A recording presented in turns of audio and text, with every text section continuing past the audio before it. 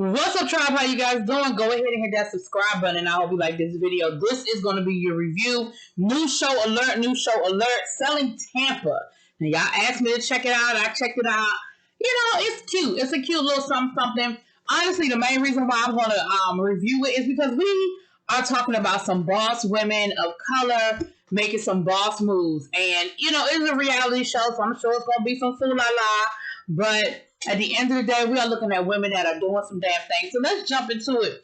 It is a real estate reality show out of Tampa Bay, well, Tampa, Florida. I went to Tampa a few years ago, maybe about the summer before, you know, the Rona. My family and I, we rented a house down in Tampa for like a little family vacation kind of thing. And it was really nice. We had a really, really good time. That was my first time in Tampa. So it was a good time. It was a good time. So what we have here is we have Allure Realty, founded by Sherelle. She is the owner proprietor. She former military, so she's a vet. She has 3 kids, and she is currently dating Chad Ochocinco, formerly of the NFL. Now, she started her brokerage firm about a year ago. And of course, it was one of those, I want a female team. I want a women of color team. And that is what she's built. She said a year later, you know, we're still standing. And they are dealing in high-end realty. So they ain't doing no little, you know, yes. They doing $1 million homes, baby. And the houses are beautiful. So we start this episode off.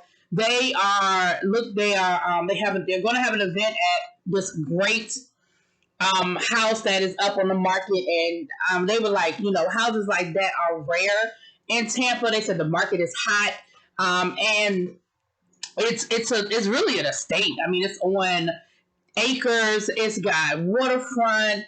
I think it's something like 7 bedrooms. It's beautiful. Got like Olympic-sized swimming pool. It is a beautiful, beautiful property. And so she's having this event where everybody in her brokerage firm, they're inviting their high-end clients because they're trying to sell this house, right? And so as we go through the episode, we meet some of the other ladies that are part of her team or part of her firm. So first we meet Juanita. Juanita is like her right-hand man. They call her HR because she is in everybody's business. Now, there is no official HR department, but I feel like if there is one, it would be Juanita, okay? Juanita is married, and she is also a grandmother, okay? But she really don't look it, okay? But she got some grandmother type, you know, tendencies. We meet Colony first because we see Colony showing a home to one of her clients. Again, it's a nice home. It is on the water. This house beautiful. I like this house better than that, the big monstrosity that they're trying to sell. Because I like this. It's right on the water. I like that pool and that infinity pool with the lounge area in the back. I mean, in the backyard with the hot tub and stuff. I like this house better. But anyway, Colony was a former preschool teacher that realized that just want her ministry. And her dad said, listen, girl, you know everybody. You a people person. You know Tampa. Why don't you sell some real estate? And she was like, I ain't never looked back. And so thank you, Daddy. Okay. Now, Juanita is also, she don't mind mixing her little business with pleasure because we find out that this client she's showing the house to, she has been out with. Now, she said ain't nothing really go on past lunch, but I feel like she might have wanted it too. She is single and she don't mind mixing a little business with pleasure. Okay, she said ain't nothing wrong with trying to find a husband while you working. Okay. Then we meet Miss Ann. Now, Ann and Colony seem to be freaking frat. And they call themselves the nieces, and they call the rest of the ladies the aunties because they the young girls. They the new kids on the block. Ann is also single. I think they said that Ann and Colony are the only two that don't have any churn, okay? So they kind of had that mentality, that millennial type mentality. And Ann, again, does not mind mixing a little business with pleasure, looking for a husband while she's selling some houses, okay? Ann shows up at this property while Colony is showing her client. And he's from Cameroon, she's from Haiti, so they got to speak French to each other. And it was a little flirting, but it wasn't over the top. It wasn't out of order. But it was a little flirty. And Carly seemed like she got a little bit of an attitude, and Ann was like, "Oh, my bad, girl, is that you? What's going on here?" And that's when we found out that they had gone out to lunch, but ain't nothing really happened. And Ann was like, "Oh, okay, cool, because if he called me, if he called, I call him, I answer. And it's gonna be what it's gonna be, right?" So then we have this moment where we see Tennille. We meet Tennille, Juanita, and Sherelle. They're going out to lunch. Again, you can tell that they have a different type of relationship. I feel like they have a closer relationship. We find out that Tennille is in a long distance relationship. They've been together for 5 years. And Tennille said, "Listen, I'm okay with the long distance relationship because him not being here give me an opportunity to do what I need to do, sell my property, be the boss bitch I need to be. And when I want to go see him, I go see him." And she said, "We see each other about once every 2 weeks. That works for us." Now, she said, they were like, "Well, what if he proposes?" She said, "Well, if he proposed," she said, "if it's a big proposal, like it's a big thing, like I ain't going to embarrass him, I'm going to say yes. But if it's a little small, little yang around the house, I'll probably be like, no, because we good the way we are." And I feel like that is fair and that is honest, okay? Tennille said, "I like my life the way it is. I mean, if we get married, we don't." But then she said something later on about teach me how to get the man to commit, because that's when Juanita started talking about how she got her man, to commit. That they've been married. I think they've been married like 5 years. Girl, she said when he proposed, the ring was too small. She said yes, but then she told him she wanted a bigger ring. I said, well, she said he was a little angry, but it was what it was. She got her bigger ring. I said, well, I guess if it all worked out in the end. So they're talking about the event, and they're a little bit worried about the nieces not being appropriate at the event. They're worried about them not dressing appropriately. They said this is a really, really important event. It's a high-end event. We can't be walking around looking like we on our way. We can't have people walking around looking like they're on their way to the club, okay? They need to be looking like they're there to sell some real estate. Like, it's cute to be sexy, but you got to be sexy in work attire, okay? And you got to know the difference. You have to know the difference. And so Juanita was, so they said that they would have a conversation with the whole collective, to make sure that everybody is appropriate and everybody shows up to do what they're supposed to do, okay?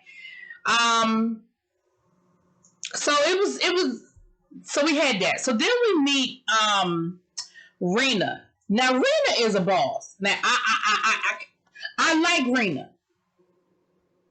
My first impression is I like her, but I feel like this could go left or it could go right based on some things that happen later on in the episode.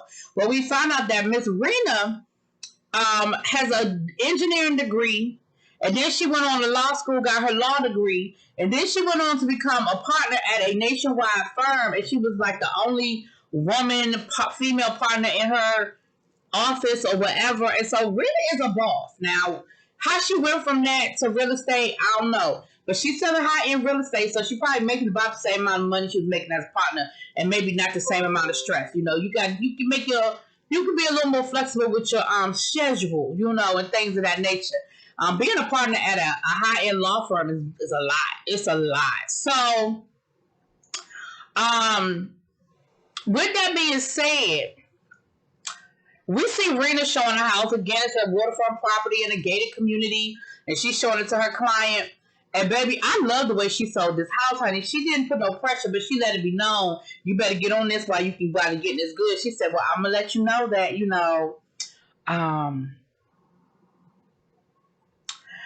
once we put this, there are some contracts already under here, and I'm expecting another offer. I ain't trying to pressure you. I just want you to know what the real is. And so old girl got on the phone with her husband and was like, look, I really wish you could come out here and see this house because it might not be here long. And her husband over the phone was like, girl, me and you have the same taste. If you like it, I'm going to like it. So if you feel like we should move forward, go and put the contract and do what you got to do. So baby, she closed, that contract was put on that house for a cash contract. And I ain't mad at you, Rena. I don't know if you closed on it or not, but you definitely made that sale. I saw her make that sale, honey. She made that sale, okay?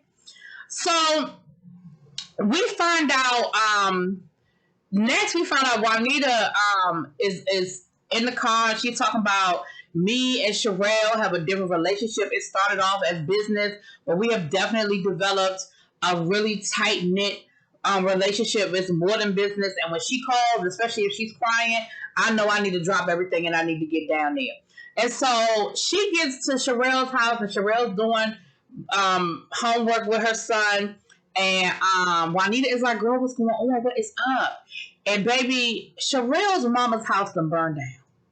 I mean, everything is gone. Everything is gone. And so Sherelle she is upset. She said, my mama is my rock. She is my, I look up to her. She is everything to me. My mom was a single mother, and, she did it. She took care of us, and, I just want to be there for her, but she's sort of torn. And see, this is what happens when you own a business and when you a boss like this. She was like, I'm torn because we have that big event tomorrow, but I really feel like I need to be there for my family. And she was like, everybody's okay. It's all materialistic things, but my mom is devastated. She said, I don't have any more baby pictures. I don't have documents. Like, I don't have anything to pass on to my kids unless it was already at my home. And so it is a lot. It's definitely a lot to digest as far as that's concerned. And so Juanita was like, girl, listen, I got you. Like, as far as that event is concerned, baby, the event will be all right. The event will be fine. I got you. I'm going to make sure everything runs the way it's supposed to run. Do what you feel like you need to do, though. If you feel like you need to go, go. If you feel like you need to stay and be here for the event, whatever you need me to do is what I'm going to do. I said, I know that's right, Juanita. You better get where you fit in and tell your friend you got her back. Okay? So we see Juanita running a staff meeting. Okay? Juanita was a little late, and she did apologize for being late. And she proceeded, to bring the staff up to date on what's going on with Sherelle and her mom. In the house and everything. And then she says, well, and I don't know, I think this was edited this way, but Rena was like, but we still having the event tomorrow, right? So I feel like it was edited to maybe make Rena look a little, insensitive a little bit, because in that moment I was like, damn. But I feel like it was just edited that way. I don't feel like she was that like, okay, that's cool, but are we still having this event? And then Juanita proceeds to talk about the attire. And Ann and Colony know that they are talking about her, because earlier they were shopping for their dresses and their outfits for this event, okay? And they already said that they know that, the older women in the brokerage kind of look at them sideways anyway. But they don't care. That's when they were talking about how they the nieces and the other ladies are the aunties, and they don't care, because they trying to get a 2-for-1. Like, it's okay to try to find a man while I'm selling the house at the same time. Ain't nothing wrong with it. So they're going through this whole dress code situation. And like I said, Ann and Colony absolutely know it's geared towards them, that somebody is throwing jabs at them. And Colony is sort of taking it on the chin a little bit, but Ann is not here for it. Okay, Ann ain't feeling it. She don't think it's funny or cute. Okay, and when Ann literally Juanita literally Googled cocktail attire and read like the Wikipedia history of the cocktail dress. Baby, she went back to World War II and broke down where it came from, the origins, what it looked like, what it's called, why it's called what it's called. And Anne was like, really though? That's what we doing? We're going to Google cocktail and read it to me? Like, okay, that's what we doing. All right then. You're just going to read it out loud. Okay. All right. And then Ann was like, and are we done? Because I got things to do. Juanita told my son, where you going? What you got to do? Ma'am, the one thing Ann told us is that she liked the fact that she make her own hours, that even though she is a part of this brokerage, she makes her own schedule, she schedules her appointments, and she don't need to answer to nobody because she don't do real good with authority. Now, she was clear about that. She said, I don't do very good with authority. So when Juanita was kind of trying to ask her, well, where you going, who you going with, she was giving her the, I'm going out. You don't need to know no more than that. So it was a little like at the end of the meeting, but the meeting was just jarring because Juanita was like, is there anything else anybody has to say? Because let's be clear, you don't get to end no meetings around here, okay? You don't make the decision when the meeting go in, but they ended that damn meeting. So it's the day of the event. Sherelle decided that she's going to be there for the event. She was like, at the end of the day, this is my business. This is a really big event for my company, and I got to be there. Like, I'm torn. you know, but I really have to be here for this. I feel like probably once this event was over, she was on the first day smoking out to her mom. But I'm sure, again, that is kind of the position you're in. You're kind of torn between making those, you know, you're torn into making those hard decisions. You know what I'm saying?